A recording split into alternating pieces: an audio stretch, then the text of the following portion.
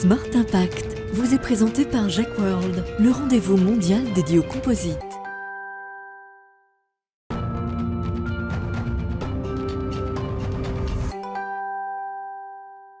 Bonjour à toutes et à tous, bienvenue, je suis très heureux de vous accueillir ici au parc des expositions de Villepinte pour un Smart Impact spécial Jack World, le salon mondial des matériaux composites. J'avoue, en arrivant ici, c'est la première fois que je viens au Jack World, que je ne m'attendais pas forcément à ça. Vous allez voir, vous allez être surpris dans cette émission. On va naviguer avec les chantiers de l'Atlantique, on va visiter le stade du Real Madrid avec Sycoma, on va décoller grâce aux Kruger Flaps fabriqués par ces teams et puis surtout ceux de comment les matériaux composites participent à la transition écologique. Et pour ça, j'accueille tout de suite mon premier invité, le président du groupe Jack. Bonjour Éric Pierre-Jean, bienvenue. Bonjour Thomas, merci, bienvenue à vous sur Jack World. Oui, j'allais dire bienvenue chez vous, effectivement. Vous êtes le président de Jack Group, l'organisateur de ce salon mondial, qui est quoi, le plus grand salon de composite au monde. C'est vraiment impressionnant ce lieu. Oui, clairement, c'est le rendez-vous mondial chaque année des matériaux composites dans le monde, et c'est à Paris. C'est une chance aussi pour les industriels français parce qu'ils ont à domicile une grande plateforme pour développer leurs activités. Il y en a tant que ça, des salons de catégorie mondiale dans le domaine de l'industrie en France, hein? Alors, il y en a quelques-uns, mais c'est vrai qu'on est une particularité dans ce domaine, puisque c'est clairement, il y a quasiment maintenant plus de 50 ans que les premiers rendez-vous a été créé en France, et au fil des décennies, c'est devenu le lieu où l'industrie se retrouve, et notamment cette année avec le retour de tous les visiteurs des pays asiatiques. Oui, évidemment, donc c'est une date et une année importante. On va poser un peu le décor, c'est un marché qui pèse combien de milliards de dollars, qui emploie combien de personnes dans le monde? Alors le marché, on peut le regarder sous deux angles. C'est les matériaux composites, c'est plus de 12 milliards de dollars de matériaux qui sont fournis à ceux qui produisent des pièces ensuite en matériaux composites. Et on dépasse les 100 milliards avec les pièces qui viennent fournir à la fois des secteurs comme l'automobile, l'aviation, les énergies, le médical, le sport. Bien sûr, on a beaucoup d'applications dans le domaine du sport et ainsi de suite. On a plus de 15 secteurs d'applications divers et variés. Que les composites fournissent, avec toujours les mêmes propriétés, celles qu'on connaît bien, qui est la légèreté et la performance, mais aussi bien d'autres propriétés. Et des emplois qui sont des emplois qualifiés, très qualifiés, majoritairement? Alors il y a, je dirais, tout un spectre d'opérateurs sur des chaînes de production, jusqu'à des opérateurs dans les domaines de digitalisation, de traitement des données, de conception. Aujourd'hui, on conçoit beaucoup plus en amont, on simule et on prévoit aussi l'automatisation des procédés avec de la robotique, etc. Donc c'est vraiment, ça porte bien son nom, c'est un world, c'est un monde industriel assez large. Et donc cette émission, c'est Smart Impact. On parle de la transformation environnementale et sociétale de notre économie. Et donc évidemment, on va se centrer sur ces questions dans cette émission ici. Dans quel secteur de la transition écologique les composites jouent un rôle peut-être encore plus central qu'ailleurs? Alors je dirais que dès qu'on a quelque chose qui est en mouvement, que ce soit un avion, un camion, une voiture, etc., le souci de l'allègement est là. La nécessité d'alléger le véhicule permet de réduire les émissions de CO2 parce que le véhicule est plus léger. Donc ça, c'est évidemment une contribution majeure à l'allègement. Après, il y a des activités dans lesquelles les composites amènent d'autres propriétés, notamment de rigidité, de résistance. Ça permet par exemple de construire des éoliennes qui sont en composite. Ça permet dans les nouvelles énergies de stocker de l'hydrogène. Ça permet aussi dans de nombreuses applications d'avoir des matériaux performants qui résistent à la corrosion. Qui permettent donc de durer plus longtemps. Donc dans le développement durable, il y a aussi la durabilité, et les composites, par l'absence de corrosion, notamment par rapport à de l'acier ou d'autres métaux, permettent d'avoir des infrastructures et des équipements qui durent plus longtemps. Pour l'aviation, par exemple, ça permet de faire, ça a, j'imagine, été mobilisé. Combien d'économies de carburant? Ça doit dépendre des avions, ça doit dépendre évidemment de la taille de l'avion, etc., etc. Mais c'est vraiment un enjeu sur lequel les sociétés du composite sont présentes depuis longtemps. Oui, clairement, la part notamment des composites dans un avion est passée de quelques pourcentages aujourd'hui à plus de la moitié. Donc les fuselages d'un A350 ou d'un Boeing 787 87 sont en composite, et de nombreux composants, y compris maintenant dans des pièces plus proches des moteurs, sont elles aussi en composite, parce qu'on a à la fois des performances de légèreté, mais aussi de résistance, d'absence de fatigue, qui est un terme d'usure en fait, et cette absence d'usure et de fatigue permet d'améliorer les performances. Un salon comme celui-là, un salon comme le JEC World, c'est combien de pays représentés, combien d'exposants? Vous nous avez dit c'est le premier salon mondial, ça représente quoi? Alors aujourd'hui, le salon rassemble 1200 sociétés qui sont dans les allées du salon, et avec un spectre de participation qui va au-delà de 100 pays. Donc on a à la fois des pays très majeurs et très en avance dans l'industrie. On a un spectre très large parmi ces 100 pays. Ouais. Ça vient d'ouvrir ce matin. J'ai fait un petit tour. Il y a des petits salons sur certains stands. Ça commence déjà à parler business. On fait du business dans un salon comme celui-là? Ah oui, clairement, c'est le rendez-vous de business. D'ailleurs, vous le verrez en parcourant les allées. Beaucoup de rendez-vous sont prévus en amont. Ouais. D'ailleurs, on facilite ça aussi pour que chaque acteur de la filière puisse optimiser son temps sur le salon par des rendez-vous d'affaires qu'on organise, qu'on facilite aussi quand c'est notamment des visiteurs étrangers. Et puis on a aussi un spectre de sociétés qui est très large. Ça va de la start-up aux très grands groupes industriels. Et à ce titre, c'est un secteur dans lequel les start-up sont très vivantes. Il n'y a pas que dans le digital qu'on a des start-up. Ouais. On a démarré il y a plus de 5 ans maintenant un programme d'identification des start-up et de mise en avant de leur technologie, et avec beaucoup de succès. Et on va recevoir certaines de ces entreprises, notamment les lauréats, les lauréates de JEC Innovation Awards, avec des nouveautés qui sont, évidemment, c'est celles qu'on a choisies, centrées vers les enjeux de transformation environnementale. Merci beaucoup Eric Pierre-Jean et bon JEC World. J'accueille tout de suite mon deuxième invité, Philippe Markovitch, le président de Sycoma.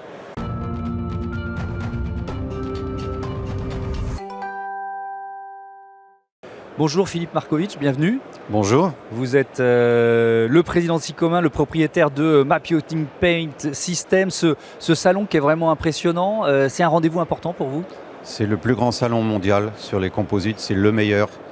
Sans aucune comparaison. Oui, et vous en avez fait plusieurs dans le monde? Oui, composite ici, peut-être 37, ouais. Et puis certains ailleurs à l'étranger, mais c'est le rendez-vous mondial. Le rendez-vous mondial, notamment pour présenter ces nouveautés, et vous allez nous en parler. On va avec vous parler d'époxyde haute performance. C'est quoi déjà, peut-être pour commencer, une résine époxydique? C'est le terme que vous employez. Ce sont donc des résines thermodurcissables, généralement bicomposants, qui sont dérivés du pétrole. 100% dérivés du pétrole, sauf si on va vers d'autres types de technologies, ce que l'on a commencé à faire il y a une quinzaine d'années. Ouais, vous avez créé une gamme de bio-époxyde, c'est ça, qui s'appelle Greenpoxy. Ouais. Alors qu'est-ce qu'elle a de particulier par rapport aux gammes classiques? On remplace certains composants qui sont dérivés donc de déchets de la biomasse pour faire des formules qui sont en partie biosourcées. Aujourd'hui, on arrive jusqu'à avoir des produits qui sont 50% biosourcés. Et le but, c'est de conserver la performance, mais de moins dépendre de l'industrie du pétrole. Ouais. Et au fur et à mesure des années, on arrivera à des pourcentages de plus en plus élevés de produits biosourcés. C'est une préoccupation, un virage que vous avez pris il y a plusieurs années, ça? On a commencé il y a une bonne quinzaine d'années d'expérimenter. Il n'y avait pas tellement de composants disponibles, mais on l'a fait au fur et à mesure. Et on a démarré sur 2 marchés qui ont perçu l'intérêt. C'était une demande de vos clients aussi? C'est-à-dire les deux étaient conjugués en quelque sorte? C'est nous qui avons proposé, et on a percé sur 2 industries qui étaient l'industrie du surf ou des planches à voile et l'industrie du ski. C'était relativement facile d'expérimenter parce que les pièces n'étaient pas grosses et que les clients, ceux qui sont sur la mer, donc ils tiennent aux océans, et ceux qui font du ski aussi tiennent à la nature de la montagne. Il y a cette conscience environnementale qui était déjà plus importante. Sur des pièces qui n'avaient pas besoin de beaucoup de kilos de résine. Mais au fur et à mesure, ça s'est beaucoup répandu sur d'autres industries. Alors vous faites partie évidemment des lauréats des JEC Composite Innovation Awards. Pour quel procédé? Est-ce que vous pouvez nous les présenter? Oui, donc là le procédé qui a été fait par notre client Nanotours et notre partenaire technique en Espagne qui est MEL Composite. On travaillait avec un procédé d'infusion en utilisant des résines, nos résines avec du bois de balsa, des noyaux de bois de balsa, des fibres de verre et des fibres de carbone. pour faire des très grandes poutres de très grande portée, légères, de 75 mètres de long, pour faire le toit escamotable, du nouveau toit escamotable du stade du Real Madrid. Donc c'est le stade mythique de Bernabéu. Voilà. J'ai eu la chance d'y aller une fois dans ma vie. Je peux vous dire que c'est vraiment un stade impressionnant. Je disais en titre que grâce à vous, on allait visiter le stade. Quand on se retrouve dans un lieu pareil avec une mission, c'était quoi le cahier des charges avec vos partenaires en fait? C'était la légèreté, la résistance, la durée donc dans le temps. Et puis si on installe des très grandes pièces qui sont légères, plutôt que d'aller vers de l'acier ou du béton armé, c'est complètement différent. On est au niveau de la taille des grues, de l'installation, et puis de rendre une structure escamotable qui va nécessiter beaucoup moins d'énergie pour pouvoir être escamoté selon donc la météo, selon les décisions donc de ce qui se passe au stade. C'est déjà installé, les travaux sont finis, vous en êtes où dans ce projet-là? C'est en cours de terminer. En cours d'installation. Voilà. D'une manière générale, quelles sont les applications? Parce que vous nous avez déjà cité le toit du Real Madrid, vous avez déjà parlé de surf, de ski. Les applications de vos procédés, c'est dans combien d'univers, de secteurs différents? C'est dans beaucoup de secteurs. Oui. Si on parle de l'ingénierie civile, ce qui était le cas donc du stade de Real Madrid, on a fourni des systèmes pour le musée du futur à Dubaï, qui cela était donc avec des contraintes de résistance au feu. On a fourni aussi, plus près d'ici, les coupoles de l'église orthodoxe, la Sainte Trinité. Les 5 dômes sont faits donc aussi en matériaux composites, donc des structures beaucoup plus légères, qui l'ensemble a pesé que 8 tonnes au lieu de 40 tonnes si ça avait été donc avec des matériaux classiques. Et puis on a fourni aussi pour d'autres structures, un très grand amphithéâtre pour une société très technique en Californie. J'ai pas le droit de citer le nom. Oui. Et puis tout ce qui doit être léger et résistant. Vous êtes passionné de voile, c'est ça? Oui, beaucoup. C'est par la voile que vous êtes venu aux matériaux composites. Pourquoi ça matchait finalement ces deux passions? Voilà, c'était que d'arriver donc il y a 40 ans de ça, les matériaux composites n'étaient pas encore beaucoup utilisés en voile. Et moi, je m'y intéressais beaucoup. Et puis, il fallait faire des bateaux légers, des multicoques entre autres. Et plus ils ont été en composite, plus ils ont été légers, plus ils sont durables. Donc on a démarré sur le naval, sur l'industrie du sport, avant de s'étendre sur beaucoup d'autres secteurs donc de l'industrie. Et puis 40 ans plus tard, on revient vers la voile, puisqu'on a mis au point un système donc de gréement, puisque c'est le retour de la marine marchande. La marine marchande à voile se lance, et on présente en grande première une aile 100% donc en composite, escamotable. Il faut nous la décrire, elle ressemble à quoi cette aile? Elle est sur notre stand. Alors c'est une aile qui est faite de plusieurs panneaux flexibles qui vont prendre donc une très belle courbure comme une aile d'avion. Et elle est faite complètement en résine biosourcée, en fibre de lin et un petit peu de carbone. Et ça fait partie de l'avenir. Oui, effectivement, puisqu'il y a évidemment aussi dans le secteur du transport maritime la recherche d'une décarbonation. Je me souviens de la victoire d'Yves Parlier dans la Mini Transat il y a bien longtemps, grâce à un bateau qui était en matériaux composites. Ça, à quel point ça a révolutionné la voile? Moi, je pense par exemple au foil. Vous en fabriquez pas, mais vous avez des clients qui en fabriquent? Oui, bien sûr. Donc, on recherche quoi? La légèreté? La légèreté, la performance, de pouvoir tenir donc, dans des conditions extrêmes, à grande vitesse. L'interface air-mer donc, est quelque chose de violent. L'eau est 800 fois plus dense que l'air et les contraintes sont énormes. Donc là, il faut beaucoup de carbone. C'est des pièces dignes de l'aéronautique, c'est des pièces donc, très très techniques. Donc on vit au travers de la créativité de nos clients qui font des fabuleuses pièces donc, en tout genre. Et c'est notre métier de les suivre, de les accompagner. Merci beaucoup Philippe Markovitch et bon salon, bon Jack World. Un nouvel invité va me rejoindre dans quelques secondes. On va s'envoler puisque c'est le secteur de l'aérospatial qui nous ouvre ses portes.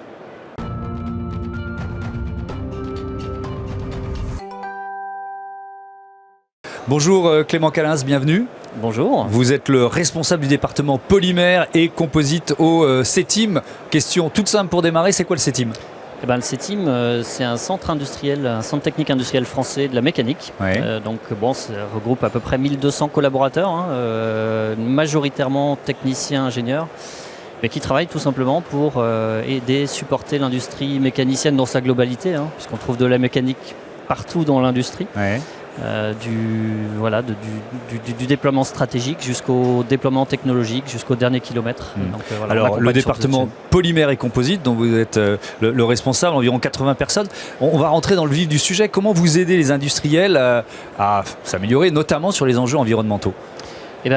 C'est même 130 personnes si on rajoute notre laboratoire de testing dédié aux matériaux polymères et composites. Et effectivement, sur cette partie composite, on va découper et accompagner sur les 3 branches qui sont matériaux, produits, process, de manière à donner toutes les possibilités techniques de développement à nos industries. Alors quand on parle matériaux, ça peut être de l'aide au choix matériaux, le bon matériau au bon endroit. Est-ce que j'utilise un biomatériau à plus faible impact environnemental? Donc en ce sens-là, on aide vraiment aussi à faire le bon choix de matériaux qui va avec le bon process pour avoir la meilleure durabilité de produit. Donc tout ça contribue finalement à faire des solutions plus sustainable, on va dire. Évidemment, plus durable. Alors, je le disais en titre, on va parler d'aviation et c'est avec vous qu'on va le faire. Le poids, évidemment, c'est un levier majeur pour améliorer le bilan carbone de ce secteur. Forcément, quand on parle d'éléments volants, il faut réduire la masse, mais pas que. Il y a aussi des enjeux, notamment dans l'aéronautique maintenant, de produire mieux, plus vite, avec une matière plus optimisée, une matière plus durable, plus recyclable aussi. Et tous ces enjeux-là, finalement, font que les matériaux composites, et en particulier des matériaux composites thermoplastiques, commencent à trouver leur place dans les nouvelles solutions et les nouveaux produits de l'aéro. Alors on va prendre un exemple, vous faites partie des lauréats des trophées de l'innovation du GEC pour votre travail sur un Kruger Flap. Alors je l'avoue humblement, je ne savais pas ce qu'était un Kruger Flap. C'est quoi ? Un Kruger Flap, c'est un volet, en fait on appelle ça un volet Kruger. Il en existe déjà sur les ailes, ce qui permet de limiter la portance ou d'augmenter la portance en fonction des situations. Et le GEC Award qu'on a reçu pour cette innovation, effectivement, alors qui est issu d'un projet européen avec des partenaires qui sont Sonaca, AFPT, Loirtec et E-Team. C'est finalement un volet qui se déploie pour faire un effet déflecteur à l'atterrissage et au décollage. De manière à éviter que les moustiques s'écrasent sur le bord d'attaque. Et ça permet en fait de développer des nouveaux systèmes d'aspiration qui réduisent la traînée de l'aile et donc à terme qui réduisent la consommation des avions dans notre D'accord, donc ciel. Donc là vous nous l'avez dit, c'est un partenariat, il y a plusieurs entreprises qui sont associées, projet avec des partenaires français et européens. Tout à fait. C'est ça, c'est combien d'années de travail, de recherche pour arriver à un procédé comme celui-là? Alors sur un projet comme ça, c'est 3 ans et demi de travail, mais évidemment on s'appuie sur toute l'expertise et qu'on a pu développer au C-Team. On a plus de 40 ans d'expérience dans le domaine des matériaux composites notamment. Donc on s'appuie sur toute l'expertise qu'on a sur les matériaux, mais aussi sur les développements de process innovants. Et dans le cadre de ce projet-là, on a mis en œuvre un process innovant qui s'appelle SpeedTP, qui est de l'enroulement de tape automatisé. Donc on parle de composite thermoplastique et qui permet finalement d'aller beaucoup plus loin sur le combiné matériaux-process pour, c'est ce que j'ai dit tout à l'heure, pour produire finalement des ailes qui sont directement utilisables sans opération complémentaire. Est-ce qu'il y a beaucoup de... On en parlait juste avant, mais il y a de plus en plus de composites dans les avions en général. Est-ce que vous voyez, alors on a bien compris qu'il n'y a pas que l'aviation, il y a beaucoup d'industries qui font appel à vous, mais est-ce que vous voyez comme ça des secteurs dans lesquels les composites grandissent et prennent de plus en plus de place, l'aviation y compris? Alors, composite, en fait, il peut y avoir plusieurs solutions de composite. On peut parler de composite entre guillemets traditionnel, type thermodure, qui existe depuis des décennies dans l'aéronautique et dans le nautisme notamment. Mais effectivement, il y a aussi des changements qui s'opèrent dans le monde de composite. C'est-à-dire certaines pièces vont plutôt basculer vers des composites thermoplastiques qui offrent entre autres des possibilités de recyclage beaucoup plus importantes que les matériaux. Alors ça, je veux bien qu'on termine là-dessus, que vous nous l'expliquiez. Ce Kruger Flap qui vous vaut le trophée, il est plus recyclable, mieux recyclable que les volets classiques en quelque sorte? Oui, parce qu'en fait on parle effectivement de matériaux donc thermoplastiques, ce qui sous-entend qu'on peut revenir fusionner, chauffer pour retransformer ce matériau en fin de vie, ou ne serait-ce que sur les chutes de production. Donc on est quand même sur des matériaux haute performance. Donc quand on a des chutes de production sur des matériaux pic carbone ou autres, c'est quand même dommageable pour l'environnement. et pour l'aspect économique. Donc c'est vrai que finalement c'est un combo de pouvoir utiliser ce type de matériaux et d'avoir des capacités de recyclage via différents moyens, mais plus simples que ceux qu'on peut trouver pour les matériaux thermodurs. Merci Clément Calins, bon salon du GEC et bravo pour votre trophée. On change d'univers tout de suite, on va pousser la porte des chantiers navals de l'Atlantique.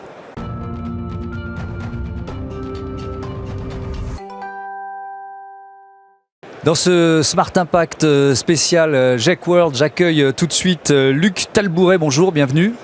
Bonjour. Vous êtes le président de Havel Robotics et vous représentez un consortium de 5 entreprises menées par les chantiers de l'Atlantique. Donc grâce à vous, on va naviguer. Qui compose ce consortium ?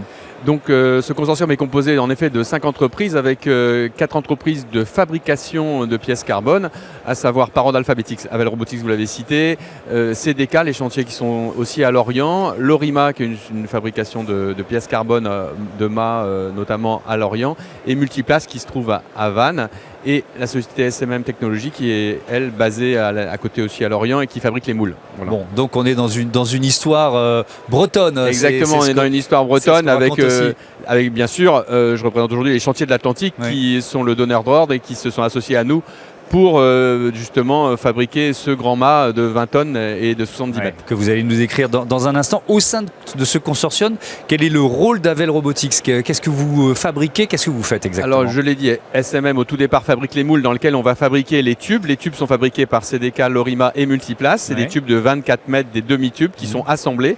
Et pour les assembler, il faut ce qu'on appelle un manchon pour connecter les deux parties de mât. Et c'est Havel Robotics qui fait, avec un robot, qui fabrique cette pièce de révolution. Pas révolutionnaire, mais de révolution, puisque c'est un tube complet en une seule fois. Là où les demi-coquilles sont c'est des coquilles à moitié, des tubes de 24 mètres. D'accord. Voilà. Alors vous, grâce à ce projet et à cette réalisation, c'est plus qu'un projet, vous êtes lauréat du trophée GEC de l'innovation, catégorie transport maritime et construction navale. Donc ce mât, il s'appelle Solid Sail Mast, c'est ça ? Alors le projet des chantiers atlantiques, c'est le projet Solid Sail qui comporte un mât, mais aussi une voile de 1000 mètres carrés en composite, qui est fabriquée par un des partenaires d'ailleurs Multiplace, et où il y a aussi bien d'autres entreprises, parce que la levée du mât, de la voile et la descente sont contrôlées électroniquement. Donc il y a d'autres entreprises qui sont issues de la course au large et qui contrôlent automatiquement cette voile, parce qu'il ne va pas y avoir, comme au temps de la marine marchande, 30, 40 personnes pour traiter les voiles. Ça va être traité automatiquement, c'est ça qui est merveilleux, grâce à la technologie de la course au large. Oui, parce que alors, ce dont vous nous parlez, c'est vraiment d'un renouveau de la marine marchande, le retour à une marine marchande à voile. On va évidemment le détailler, mais je voudrais revenir sur ce mât. Déjà, vous l'avez un peu décrit, mais c'est gigantesque, ça tiendrait dans une salle comme celle-là. Enfin, alors, pour vous imaginer, ça fait à peu près 1,5 fois la taille de la hauteur de l'Arc de Triomphe. Ah oui, c'est gigantesque. C'est presque 2 fois la taille du plus grand mât des bateaux qui parcourent la planète sur des ultimes. Donc c'est une taille qui est rarement vue. Et donc un mât de 70 mètres de la hauteur de 1,5 fois la taille de l'Arc de Triomphe, ça déjà situe le sujet. Et surtout, on peut rentrer dedans puisqu'il fait 2,20 mètres de large.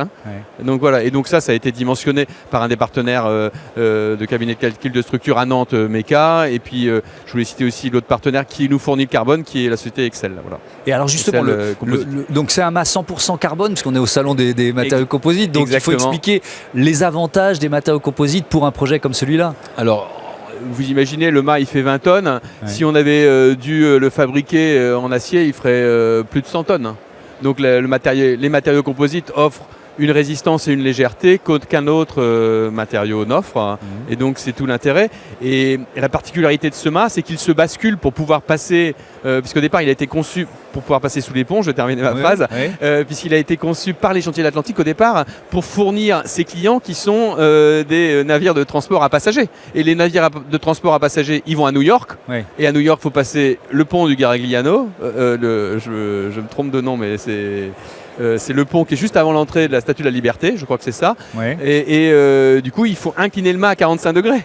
Et donc, si vous inclinez 20 tonnes, c'est déjà pas facile, mais si c'est 2 fois plus ou 5 fois plus, Oui, donc c'est impossible. Il n'y avait plus de projet sans mât carbone d'une certaine Exactement, façon. Exactement, parce que c'est un gréement particulier. En fait, les cargos ou les bateaux, les grands navires, c'est des navires, on parle de navires de 200 mètres, de navires à passagers. Ils ne peuvent pas changer d'orientation. La trajectoire du navire avec la profondeur de la quille, donc le mât il doit tourner là où les petits voiliers se mettent face au vent, affalent la voile. Là, il faut que le mât il tourne tout seul. Il est sur balestron, voilà. Donc c'est un détail, mais en fait, le bateau peut suivre sa trajectoire et c'est le mât qui s'adapte à la trajectoire du bateau et pas l'inverse. Et donc là, on parle d'un renouveau, je le disais, de la marine marchande. Oui. Est-ce que, à quel point c'est pionnier et à quel point vous réinventez le transport maritime ? C'est pionnier parce que nous sommes les premiers au monde à avoir un mât de cette taille-là pour mettre sur des navires. Les autres projets ne sont pas aussi avancés que nous. Les chantiers ont commencé il y a 5 ans.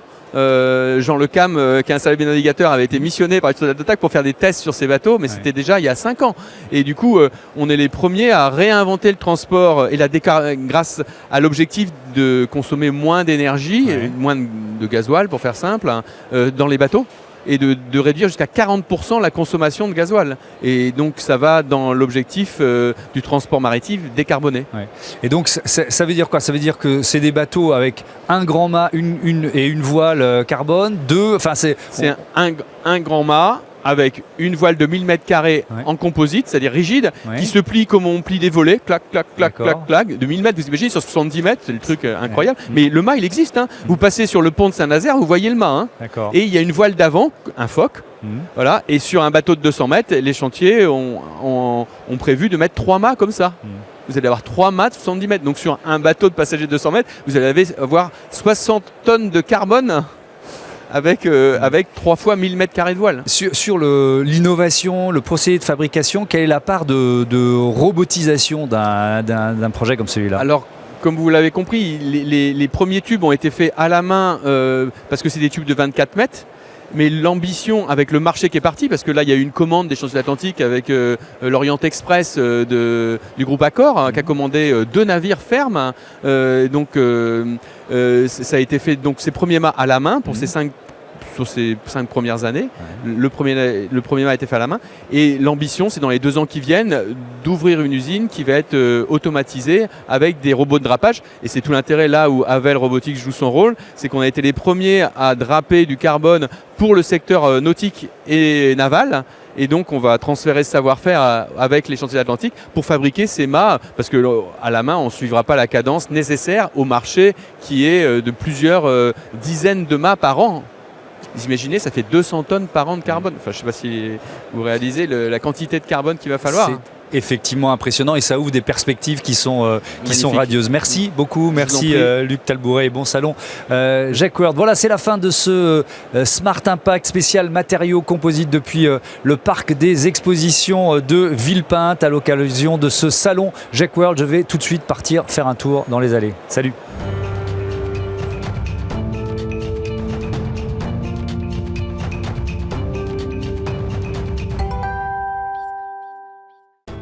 Smart Impact vous a été présenté par Jacques World, le rendez-vous mondial dédié aux composites.